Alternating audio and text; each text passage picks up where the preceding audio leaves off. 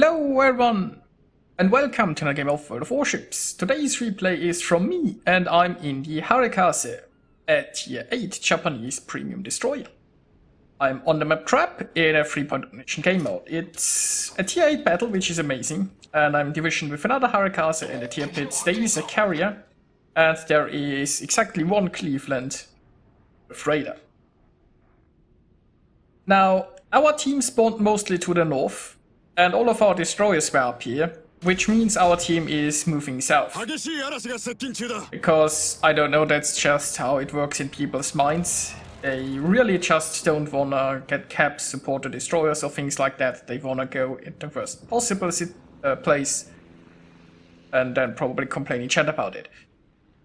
But be that as it may, I'm trying to take the B cap here with the help of my division mate. I mean, there isn't a lot of radar around, and the Harekaze is a pretty decent gunboat.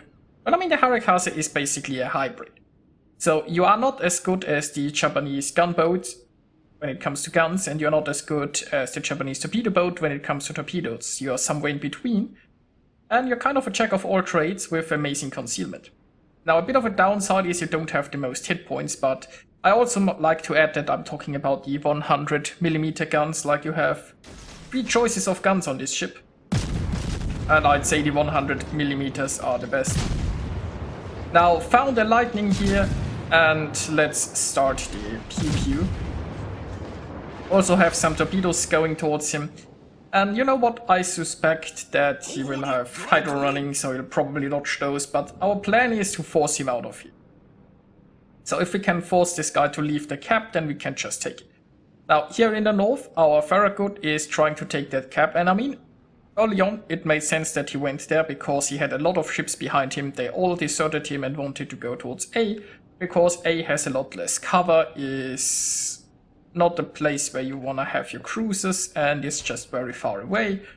And the ships had no support at A, so that's exactly where they wanted to go.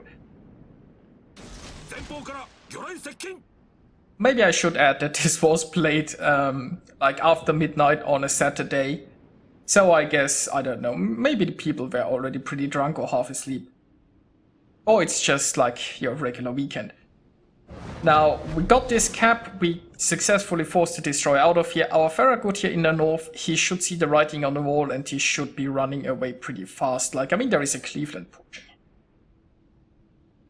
So he has no real chance of success. Now, the issue is we don't have a destroyer at A. Going C makes no sense because we have no support. I mean, I'm divisioned with a tier pits, so we could get him to go up there. But even the 3 of us going towards C is probably not enough. We are also facing radar up there, so the sensible choice is kinda to go and help at A. But we might also have to consider defending B, because that lightning is probably not gone for good, right? Especially since the enemy team has so many ships up there. I mean, maybe that lightning is going to C. That would be a best case scenario for us, because he doesn't do much up there. But if that lightning just turns around, maybe enters B from C side, then we need somebody here to defend. So basically I decided I'm going towards A cap, and I leave it to my division mate to defend this cap. Now we still have one other battleship here and our other division mate in the tier pits. And here I'm trying to get some torps off towards the Arizona, but the Arizona is already burning away. So I'm keeping those. And I'm also having some issues with planes here. The question is, when I'm going A, how do I want to approach this? Like, I could go through this middle area here. Unfortunately, there is some planes that are spotting me on my way here. Now, our fighters might just be able to take out the enemy fighters, and indeed they are. So that's amazing. Because if I can get undetected here, then I can actually decide how I want to maneuver. Now we need to dislodge this Kagero, so I could go into A, like pretty far down here. I mean, first of all, I could probably torpedo this Nelson, who is already retreating anyway, but I need angles on this Kagero. Unless we get rid of the Kagero, we aren't doing anything here. Now we have a lot of ships, and our ships are actually already in A. So instead of just going into A, I could also just, you know, try to hit them from behind. And I'm slowing down here mostly because of those planes. So the planes have been really a pain in my behind, because when I'm spotted, you know, then they know exactly where I'm going. And if they know exactly where I'm going, then I can't really ambush them now, can I?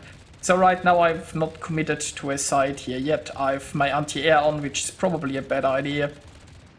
I mean, I got frustrated and turned it on. Now I'm no longer spotted. I might have turned here a little bit that direction.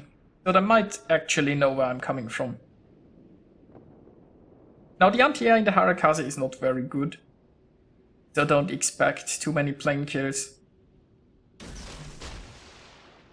And I'm trying to get some torps here into this Nelson. And once again, I'm detected here. Well, I'm detected by the Nelson, and I have planes incoming as well. But I'm in cover again soon, so that Nelson knows my torpedoes are coming. Which means he might just be able to dodge them. And once again, I have planes here, so I'm turning my anti-air on again, because I'm like, you know, if I'm spotted anyway, why not? We also have a Cyclone incoming, by the way. And hey, managed to hit the Nelson, so that's good news, I guess. So yeah, well, I guess our reinforcements are not that aggressive here. It's not looking too bad at the A cap. We still have some defenders here at the B cap. There seems to be a Bismarck flanking. New Orleans is probably not the right ship to challenge a Bismarck, but the Bismarck might just be farmed by planes. So, I mean, we are behind, but it's still not looking too bad. Now, there is a Graf Spee coming this way. And I wanna get some torpedoes in this Graf Spee. If I can't deal with that Graf, then I can just go in and hopefully hunt down the Kagero. I'm more than willing to start a gunfight with a Kagero.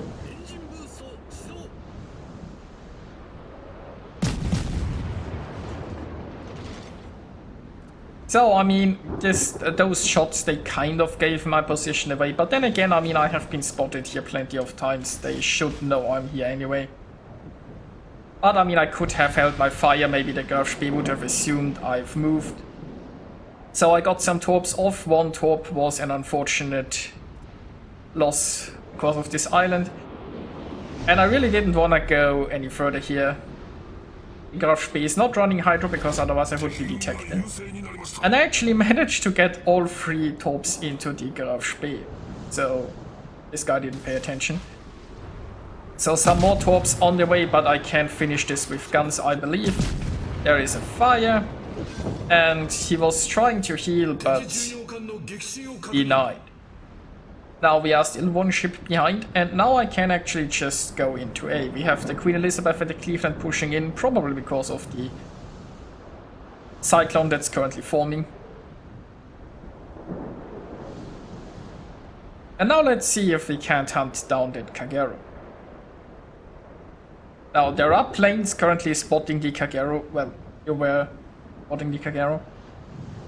But I still know his last location. I don't have RPF, because I'm running IFHE. But I mean, if he's still in the cap, there is not many places he could go. I have at least 1 torpedo launcher ready again soon, so I might be able to torpedo a smoke. Also, I have a Cleveland here with me, so the Cleveland should be able to radar him. And there is the Kagero. He's running the Halloween camo. Awesome looking camo, cute little wings, not as cute as my cat camo, mind you, but you know.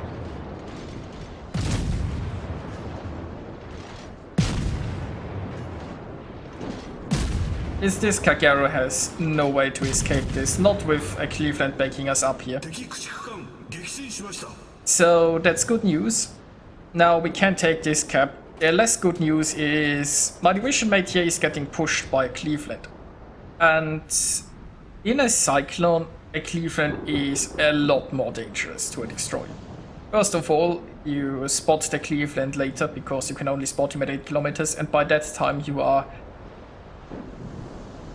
somewhat deep inside his radar.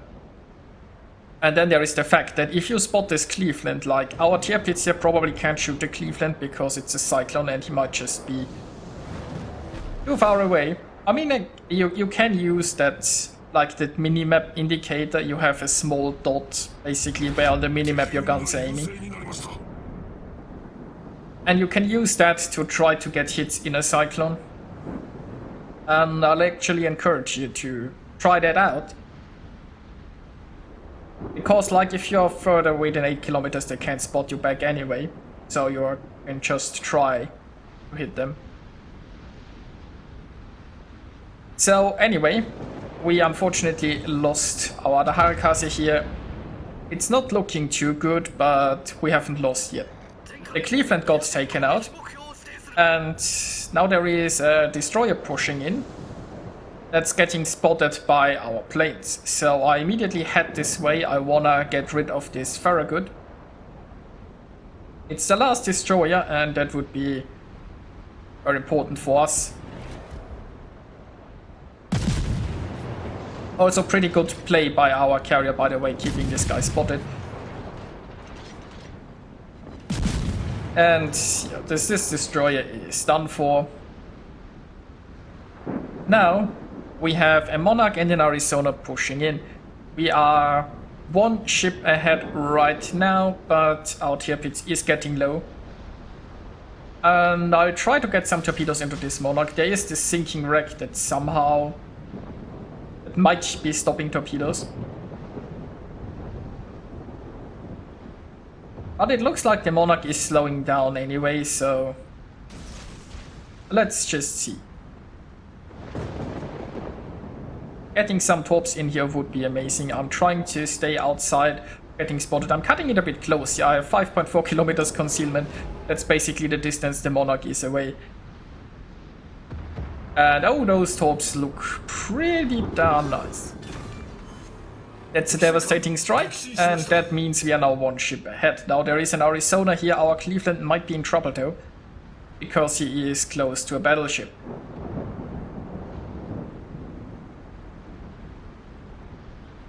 So I could start shooting here, mind you. I'm still a little bit scared and traumatized of battleships shooting me in my poor destroyers. So I decided to just get inside the cap first and then deploy a smoke screen and start shooting. I have others spotting this ship for me and no reason to take much of a risk here. I could have tried going a little bit further and smoking the Cleveland, but the Cleveland is too close. If he shoots, he's getting spotted in his smoke anyway. We also have some planes incoming here. This poor Cleveland is probably done for. So I switched my anti-air on, could have done so a little bit earlier. It's not like my anti-air will make a huge difference, but you know, might as well shoot. So it's looking good. The Arizona is on fire. He is getting pretty low. I have some more torps going. The other torp launcher is soon ready, but I will certainly keep that in reserve in case I need it. But it doesn't look like I'll need it anyway. And there you go. So there is still a Bismarck around. It's 3 against 2. Looks like he's trying to shoot me into my smoke. So let's see if I can get close enough and get some torps off against the Bismarck. But plot twist, he was on fire from the carrier and he actually went down, which leaves the enemy team with just one little carrier. And carrier has basically no chance at this. We are taking B, we have more points, it's still 4.5 minutes left and he probably won't be able to sink too many of us. Like, our carrier is defending and our battleship is still pretty healthy. But look at that, the enemy carrier is actually just charging in. He's decided, you know what, he's going down in a blaze of glory. Which is much appreciated because it allows me to just farm some more damage and I guess it speeds up the end here. So let's see if he can get a strike on me, but I think he was focusing the Queen Elizabeth instead because it's a much easier target to hit. There's a Confederate.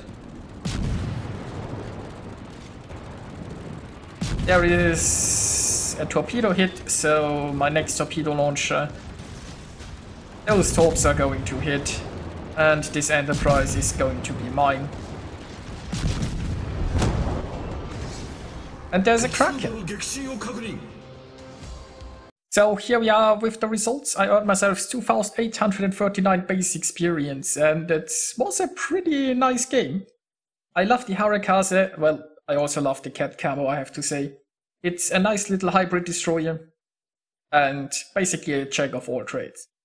Also shout out to my division mate here, Viper Sox, who had the unfortunate job of just holding the center. There wasn't much glory in it, but it was an important job that probably didn't get properly rewarded in experience.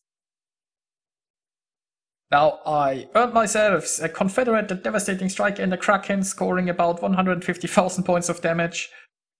Well, I hope you enjoyed watching this, and I'll see you guys next time.